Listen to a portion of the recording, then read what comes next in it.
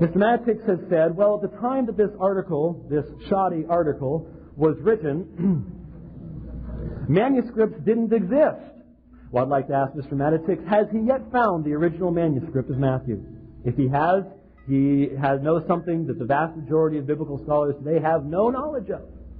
The fact of the matter is that a reconstruction of a supposedly original Aramaic is a matter of conjecture. There is no original Aramaic. And I must ask you something else in regard to the inspiration of Scripture.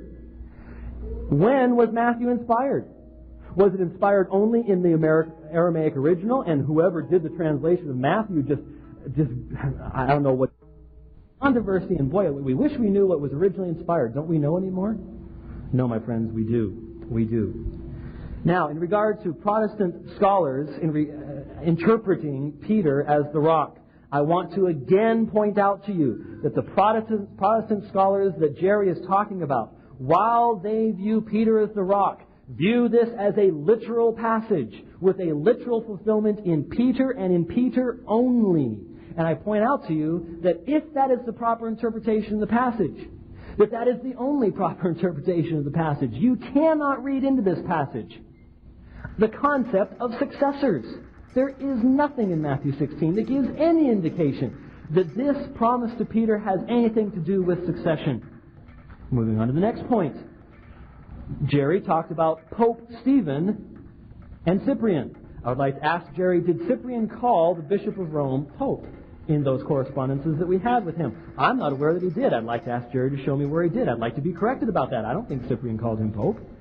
And I'd like to point out to you as well, in Cyprian's doctrine, that Cyprian speaks of priests being elected by the people. And in fact, the Roman bishop, the Bishop of Rome, was elected by the people until 1058, at which time the College of Cardinals, having evolved through the preceding couple of hundred years, now elected a person and then proceeded to present him to the people for their acclamation. But up until that time, as Cyprian taught, it is the people who determine who the priests are to be. That was his perspective. Cyprian did not believe that the bishop in Rome had a primacy that allowed him to tell Cyprian and the other bishops in North Africa what to do. He did not believe that. In regards to the Jerome quote, there are passages presented to your hearing regarding Jerome and his view of the Bishop of Rome. But I want to remind you again, why did I quote Jerome? Did I quote Jerome to try to tell you that Jerome didn't have some special view of the Bishop of Rome? No. If you recall why I quoted Jerome, I quoted Jerome in regards to the equality of the bishops. The equality of the bishops. And that a bishop in a great city like Rome or a bishop in a little city like Eusebium could not be considered to be in a hierarchical situation where one bishop's superiority to the other caused him to have a higher standing over him. Now I want to present to you some of the words of one of the bishops of Rome.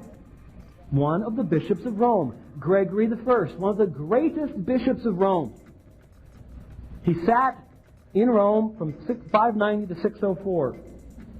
He strongly opposed the concept of a universal bishop, while Gregory himself took a number of actions that anyone will admit in the wake of the fall of the Western Emperor that led to the development of the medieval papacy and its attendant claims seen in such men as Innocent III. He himself did not believe in the theology that underlies much of modern Roman doctrine of the papacy, especially as seen in what I read to you originally from Vatican I. Too many things to bring up here.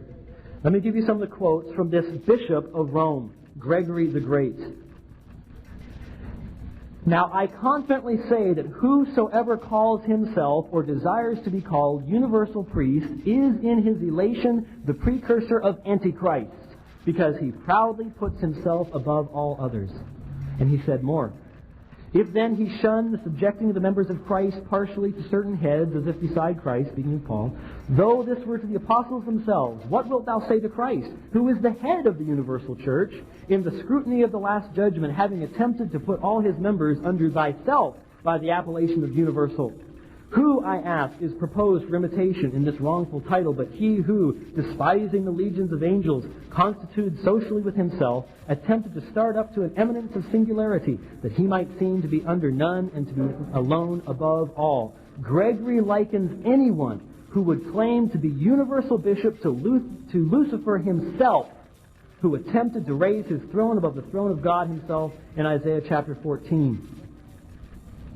Now I point out to you that Gregory's successor took the title. Now who is right? Is it Gregory or his successor? Which one? Clearly we see that Gregory does not believe in a universal bishop. He does not believe in a universal bishop. Mr. Matitix quoted from Irenaeus. So little time, in 1 minute and 30 seconds, I will simply give you the reference.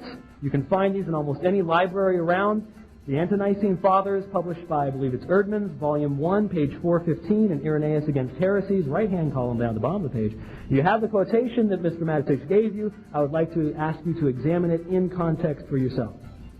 Finally, in regards to Revelation 3:7 and Isaiah chapter 22 and the presentation made by Mr. Matitix, where he didn't mention Revelation 3:7 originally, he said that Jesus took this language, he took this passage and applied it to Peter. I pointed out, no, he didn't. There's nothing in Matthew 16 that tells us he's quoting from Isaiah 22. When Jesus quotes Isaiah 22, he quotes it of himself. He's not simply hearkening back to Isaiah chapter 22. He's obviously quoting it. He's applying it to himself. And when he says he has the keys, it is a present participle, Jerry, ha ekon, the one having the key, singular. It's singular in the Hebrew, it's singular in the Greek of Revelation 3:7. It's impossible for me to think about how a person could not see that. I'd like to also point out that no early church father that I've been able to find, the first 700 years of the church, used Mr. Matitix's argument from Isaiah chapter 22. The keys spoken of by Jesus is plural, not singular, and those keys are given to all of the apostles in Matthew chapter 18, not to Peter alone. Thank you very much.